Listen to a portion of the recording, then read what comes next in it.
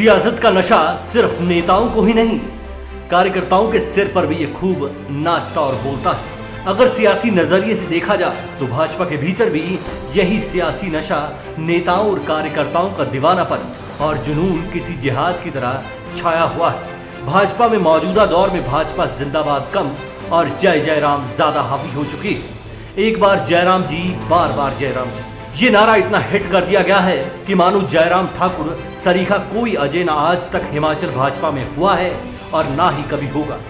अगर हम ये कहें कि हिमाचल में पहली दफा भाजपा का जयरामकरण हो चुका है, तब भी कोई गलत बात नहीं होगी। बाकी नेताओं को तो आप ताक पर रखिए।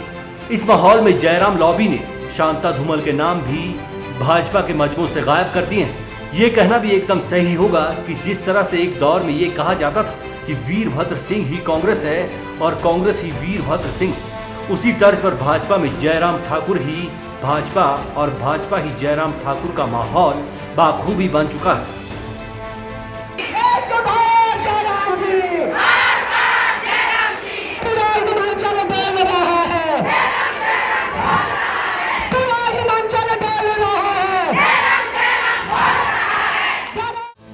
ऐसे में ये सवाल उठता है कि आखिर भाजपा में माहौल खुद बना या फिर बनाया गया। और ये भी एक तथ्य है कि ये माहौल बीते 6 महीने से बना है। पहले ये वही भाजपा थी जो जयराम को कमजोर मुख्यमंत्री का खिताब देती थी। ये भी कहती थी कि उनकी अफसरशाही पर कोई जकड़ और पकड़ नहीं। अब अचानक से जयराम ठाकुर छोटे भीम की तरह बलशाली हो गए, खुलकर हमले भी कर रहे हैं, खुलकर सियासी हथियारों का इस्तेमाल भी बाखूबी कर रहे हैं। सबसे बड़ी बात यह है कि कैडर भी उनको मजबूत सेनापति मान चुका है। भाजपा जयराम से शुरू हो रही और जयराम से ही खत्म। ऐसे में सवाल उठना लाजमी है कि क्या जयराम अब सियासी शरीफ नहीं रहे?